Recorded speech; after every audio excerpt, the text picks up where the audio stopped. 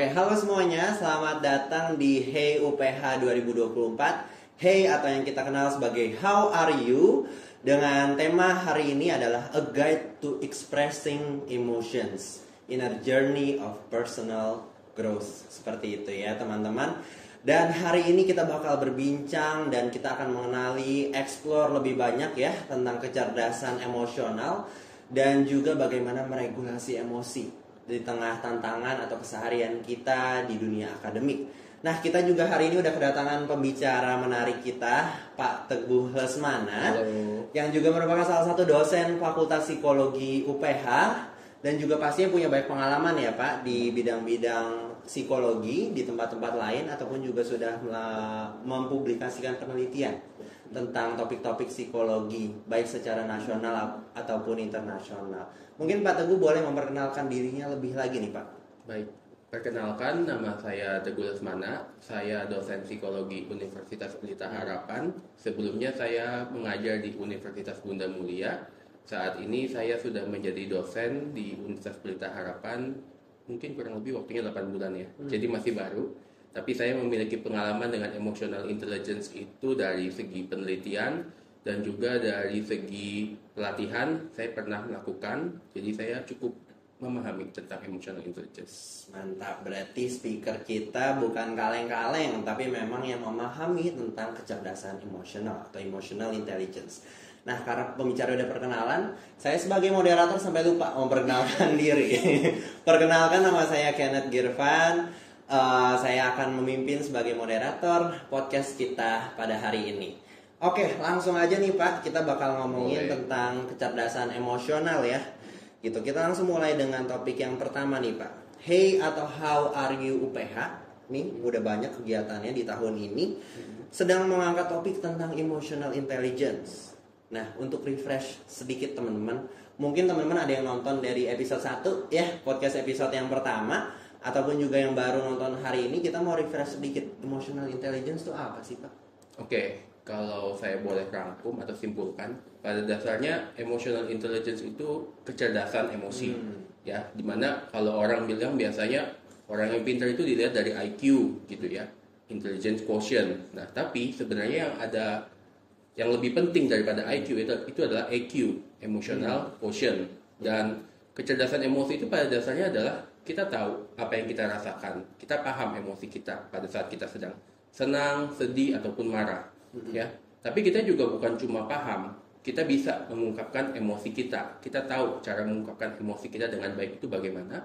Dan yang ketiga, kita juga tahu cara untuk mengelola emosi kita agar kita itu tidak, kalau misalnya sampai marah, itu marahnya nggak berlebihan, atau kalau kita sedih, sedihnya juga nggak berlebihan, nggak berlarut-larut gitu. Jadi itu pada dasarnya tentang kecerdasan emosi itu apa. Oke, jadi tahu mengenali emosi kita, kemudian tahu cara mengutarakan, mengekspresikan emosi, dan tahu cara mengelola emosinya ya Pak ya.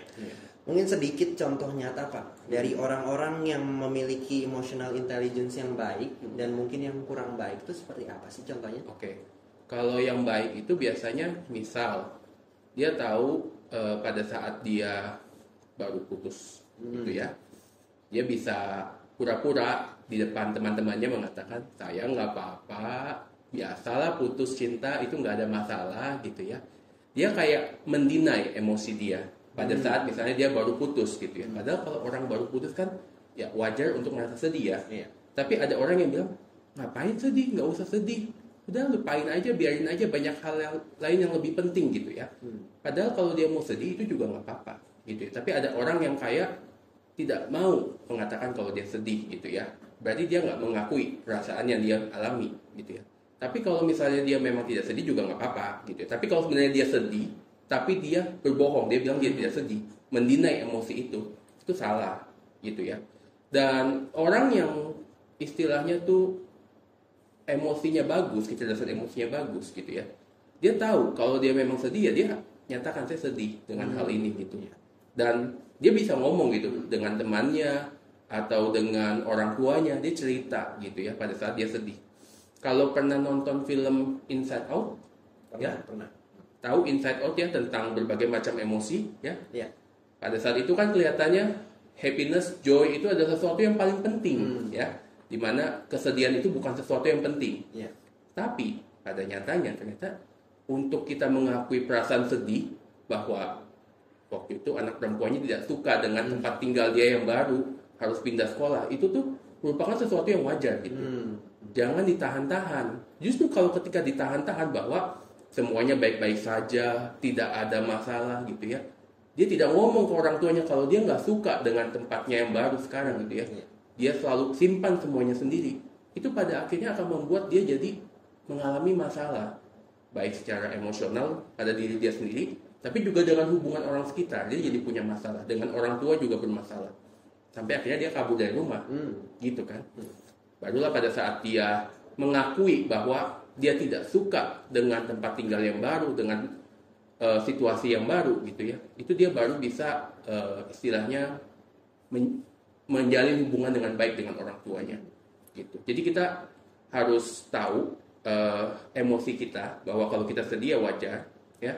Kemudian kita juga tahu cara mengungkapkan, jangan dipendam, dan kita juga tahu cara untuk mengendalikan. Kadang nggak semua orang bisa melakukan hal ini.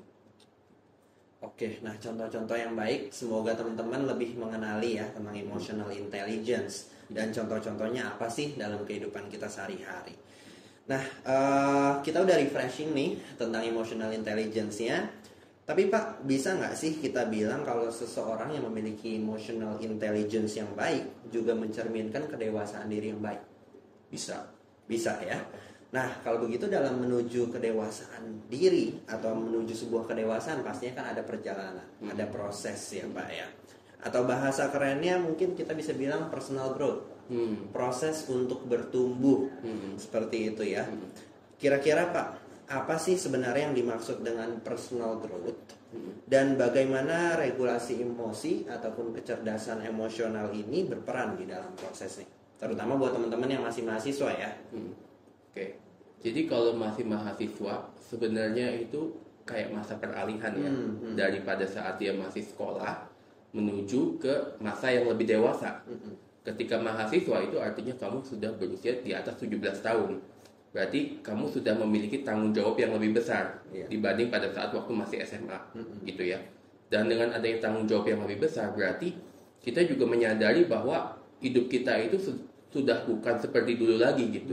Dan pada saat kita menyadari bahwa hidup kita sudah berbeda dengan kondisi kita yang dulu gitu ya, kita merasa kalau misalnya kita masih sama seperti dengan diri kita yang dulu gitu ya, nanti kita akan mengalami kesulitan saat kita menghadapi berbagai macam tugas di perkuliahan. Karena beda ya kondisinya pada saat dulu SMA dengan kondisi saat di universitas. Di universitas itu kita bisa aja melakukan berbagai macam peran sekaligus gitu ya. Kayak di organisasi, kemudian di unit kegiatan mahasiswa, kemudian kita juga di kuliah itu kan sekarang lebih banyak sifatnya praktek gitu ya, apalagi MBKM. Nanti kan ada magang tuh. Pada saat kalian mahasiswa itu ada magang. Kalau di SMA magang kayaknya enggak ya waktu itu ya, belum ada magang ya. Di universitas ada magang loh. Itu berarti kayak kalian terjun untuk menjadi bagian dari masyarakat sebenarnya, belajar untuk jadi bagian dari masyarakat. Nah, dalam proses pembelajaran itu akan ada gesekan-gesekan ya. Nah, kalau kalian tidak bisa memacu diri kalian untuk beradaptasi terhadap perubahan yang ada, itu kalian akan kesulitan gitu. Nah, di sini pentingnya emotional intelligence gitu ya. Dimana emotional intelligence itu membuat kalian, kalau misalnya kalian capek, kalian merasa lelah, kalian merasa sedih gitu ya, itu ya sesuatu yang wajar untuk dimiliki dan wajar untuk diungkapkan gitu.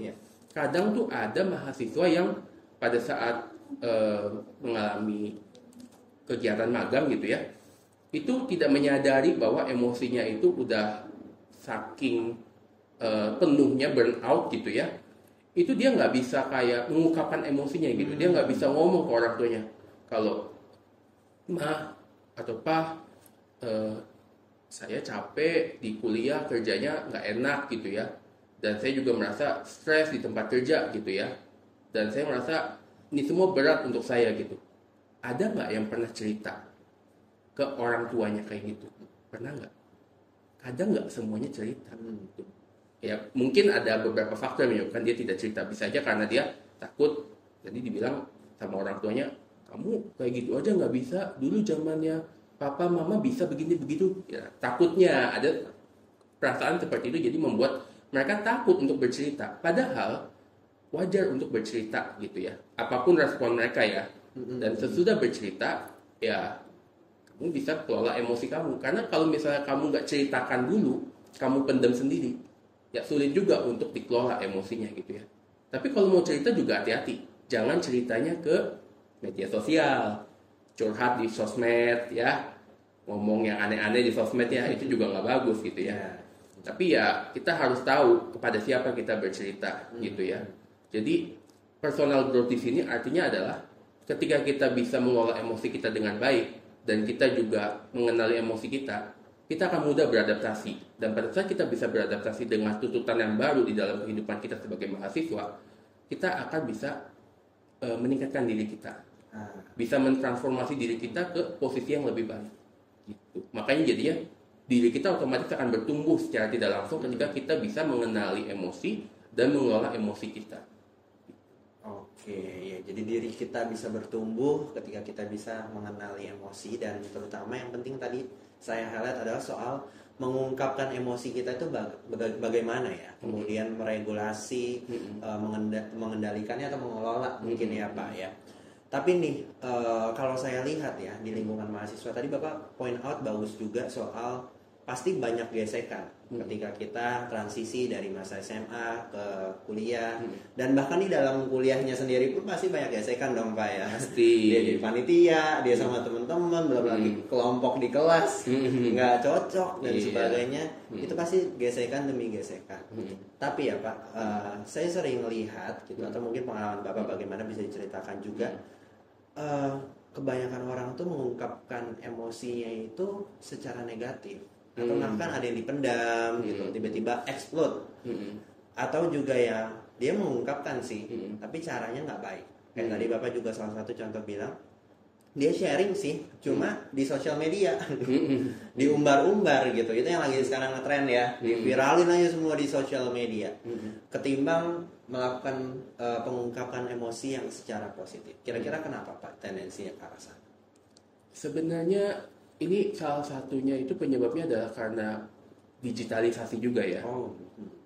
Teknologi itu membuat mahasiswa sekarang yang dibilangnya katanya generasi strawberry gitu ya, yang kalau kena masalah dikit langsung ya rentan, rapuh gitu ya.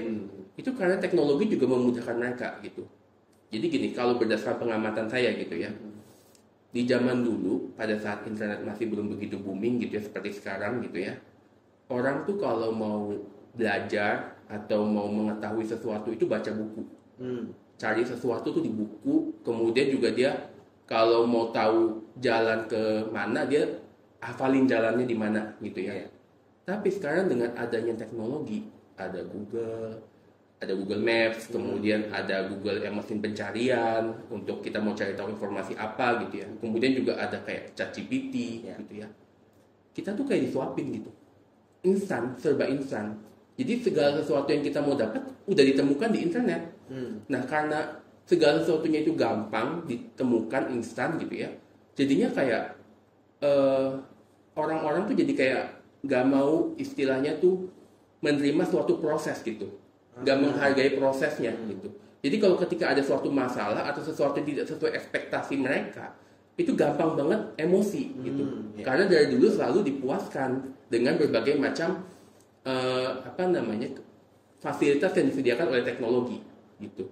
Jadi makanya kenapa kan dari anak-anak di masa usia sekolah dasar itu banyak yang sulit memfokuskan perhatiannya, sampai ada namanya alat fidget spinner yang diputar-putar gitu ya. Anak SD itu supaya konsentrasi katanya pakai alat itu aja supaya dia bisa fokus gitu ya. Nah itu juga mungkin karena dia dari masa kecilnya kebiasaan dengan gadget, dikasih akses gadget, jadinya tuh dia mendapatkan sesuatu yang instan, pemuasan instan, rasa senang dengan secara instan gitu ya. Nah makanya pada saat mahasiswa dihadapkan suatu peristiwa yang tidak menyenangkan di hidupnya gitu ya, Dia jadi gampang melampiaskan emosinya secara negatif karena adanya kemudahan teknologi itu. Gitu. Jadi ya teknologi ada bagusnya, tapi juga ada sisi negatifnya. Karena sisi negatifnya itu membuat jadi kita nggak mau berusaha untuk bersabar menghadapi proses yang harus kita hadapi. Gitu. Jadi gampang banget mengungkapkan emosinya secara negatif gitu. Ya nggak kayak kita ya cerita dulu ke orang tua atau kita kelola emosi kita seperti meditasi atau melakukan latihan pernapasan. Ya mungkin nggak semua orang tahu itu, tapi juga nggak harus kan kalau kita kesel atau apa kita lampiaskan langsung emosinya. Iya, betul. Gitu. Itu karena teknologi juga membuat ya salah satunya penyebab kenapa jadinya gampang banget melampiaskan emosi secara negatif. Oke. Satu hal yang mungkin saya bisa highlight ya, soal proses sih tadi ya. Karena kita udah kehilangan itu ketika dunia mulai mengajarkan kita segala sesuatu instan. Jadi sulit banget untuk proses. Bahkan ketika tadi salah satu cara ya atau metode untuk kita meregulasi emosi adalah mungkin bisa meditasi, merenung dulu atau sebatas ya kita memikirkan kenapa sih kita marah, ada apa sih di balik itu dan apa sebaiknya respon kita sebelum kita buru-buru melampiaskan. Balik lagi semua kan sebenarnya itu butuh proses ya Pak ya. Meditasi itu kan proses juga gitu. Jadi ketika budaya instan itu mulai berkembang, jadi kita sulit sih untuk menghargai proses. Sama apa ya? Ada yang sekarang udah ditinggalkan, kebiasaan yang ditinggalkan itu seperti menulis diary, buku harian. Betul. Bukan menulis di handphone ya, atau menulis di tablet ya. Itu beda loh, mengetik dengan jari sama menulis dengan menggores. Ya. Iya. Katanya kalau kita menulis apa yang kita alami dalam kehidupan kita sehari-hari di buku harian kita gitu ya, itu tuh kita menyalurkan emosi kita juga, melatih mengungkapkan emosi kita. Pada saat kita mengalami hari yang buruk atau hari yang baik, kita ungkapkan di buku itu gitu. Tetapi kan sekarang ini jarang ya yang melakukan itu ya. Lebih banyak ya menggunakan sosmed. Hari ini nggak enak banget cerita gini gitu. Padahal emoji gitu. Iya. Bikin status gitu. Padahal itu juga cara mereka mengungkapkan emosi. Tapi jadinya semua orang tahu. Gitu. Jadi ya kurang bagus juga itu. Iya. Jadi keinget sih, saya juga pernah gitu waktu dulu sempat konseling Pak.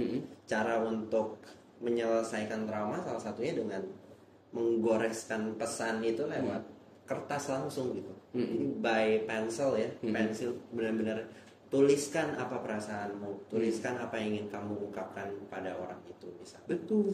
Itu efektif sih. Sampai nangis benar-benar emosinya keluar, nggak ngira ternyata buat ngegores sedikit dulu aja belum kebentuk kata Pak, baru ngegores sedikit aja itu udah air mata.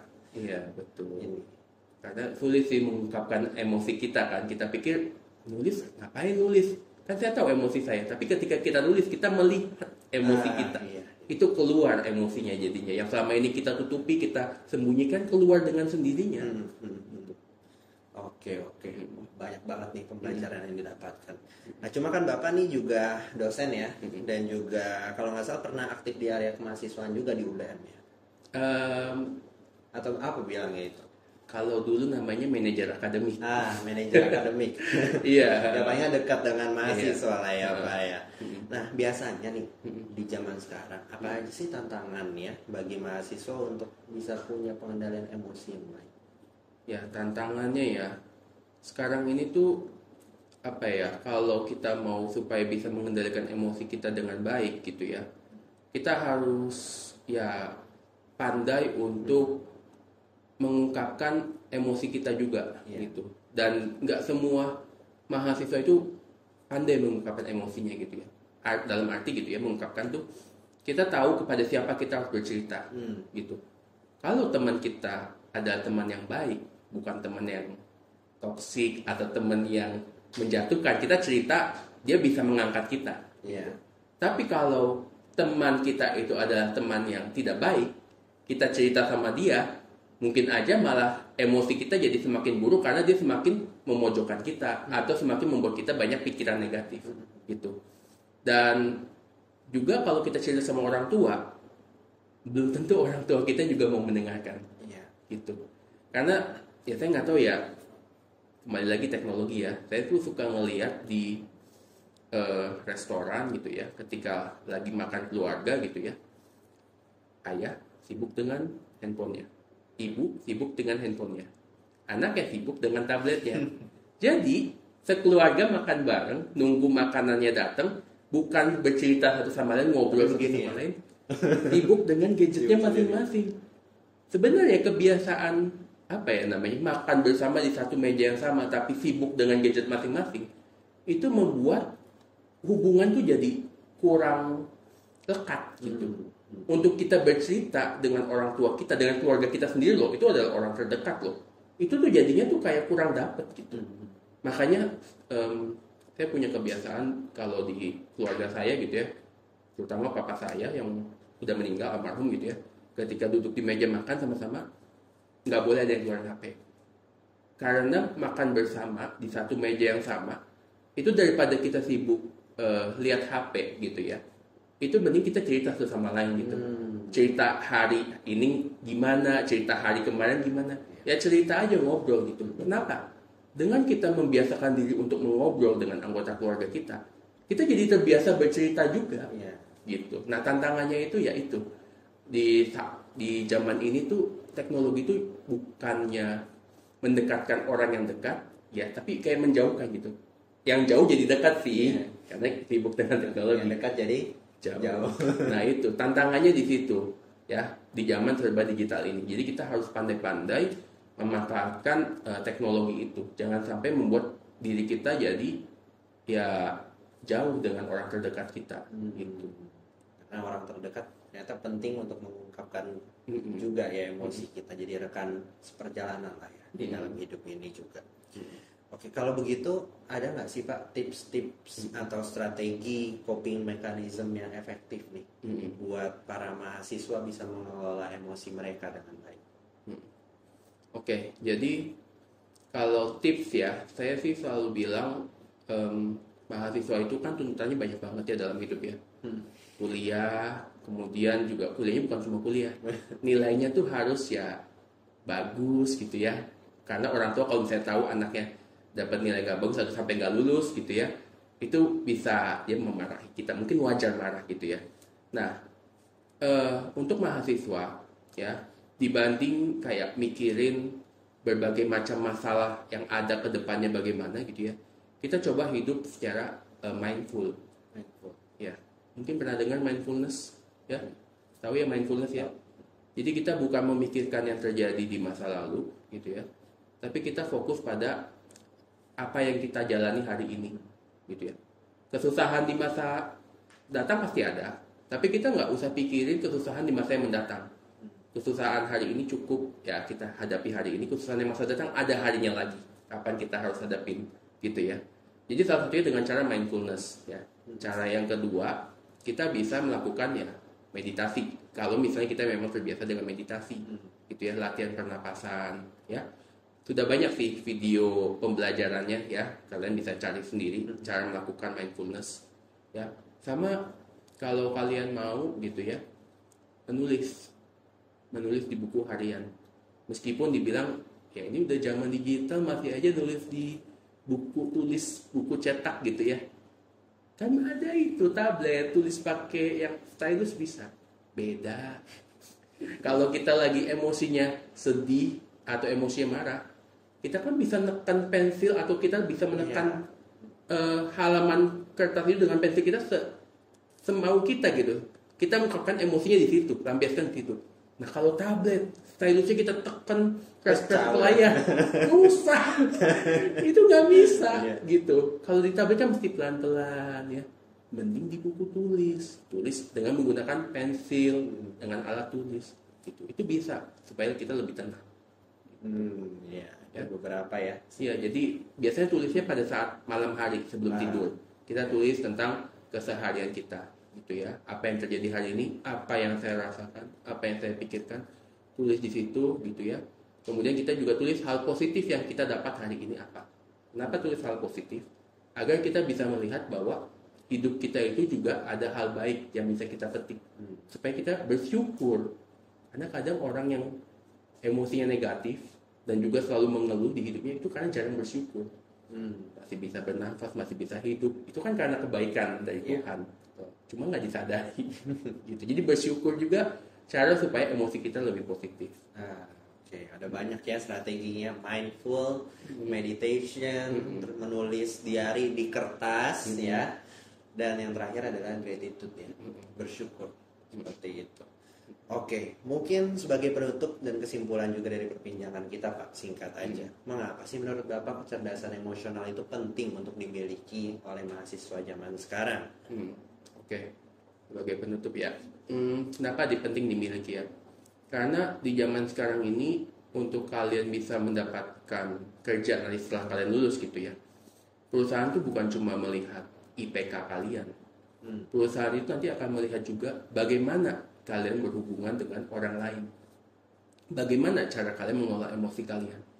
Makanya pengalaman di organisasi itu jadi sesuatu yang penting, karena itu jadi tolak ukur untuk perusahaan melihat bagaimana hubungan kalian dengan orang sekitar kalian. Kalau misalnya kalian dipercaya bisa jadi panitia, bisa jadi koordinator, atau bahkan ketua dalam suatu organisasi gitu ya, perusahaan melihat, oh berarti orang ini bisa survive dalam suatu organisasi. Jadi nggak salah saya terima dia, dibanding yang IPK-nya tinggi tapi nggak punya pengalaman berhubungan dengan orang lain. Yang nggak punya pengalaman berhubungan dengan orang lain berarti menandakan kita nggak tahu orang ini emosinya baik atau enggak. Gitu. Tapi kalau dia bisa berhubungan atau terlibat dengan banyak orang, itu menandakan berarti kemampuan dia mengelola emosi, menyampaikan emosi dia kepada orang lain juga bisa dibilang baik. Gitu. Makanya jadinya kecerdasan emosi itu penting untuk mahasiswa miliki di zaman sekarang ini. Gitu ya. Itu menurut saya. Oke, terima kasih banyak nih Pak. Jadi kecerdasan emosional itu penting karena terkait juga dengan karir kita nantinya ya. Paling nggak kita sebagai mahasiswa di saat ini kita belajar dulu, diproses dulu untuk punya kecerdasan ini, sehingga nantinya ketika orang melihat kita punya kecerdasan yang baik, kecerdasan emosional yang baik, orang bisa tahu bahwa kita mampu berelasi yang baik juga. Ternyata kecerdasan emosional itu berpengaruh juga pada relasi ya Pak ya. Oke, nah ini menyimpulkan podcast kita ya pada hari ini. Nah, jadi teman-teman banyak sekali yang kita pelajari, mulai dari emotional intelligence ya, tahu, kenali emosi kita, terus kemudian tahu cara mengungkapkannya dengan baik dan kepada siapa orang yang tepat yang kita bisa ungkapkan dengan baik. Dan yang terakhir adalah bagaimana kita mengelola emosi kita. Tadi ada banyak caranya ya, meditation, ada mindfulness, gratefulness, dan banyak lagi. Jadi teman-teman bisa praktekkan ini hari-hari ya, di keseharian kita masih bisa dipraktekkan. Kalau bingung bisa tanya ke Fakultas Psikologi, ketemu Pak Teguh bisa, atau ketemu dosen-dosen yang lain bisa, atau ketemu dengan konselor atau psikolog terdekat teman-teman, dan kiranya ini bisa berguna di kehidupan teman-teman sebagai mahasiswa. Demikian podcast kita hari ini ya Pak ya, di Hey 2024 ini, di tahun 2024 ini, dengan episode kedua kita, A Guide to Expressing Emotions in a Journey of Your Personal Growth. Saya Kenneth dan Pak Teguh di sini. Ya, kita sampai di penghujung acara. Sampai jumpa di topik selanjutnya. Terima kasih. Dadah. Terima kasih. Bye.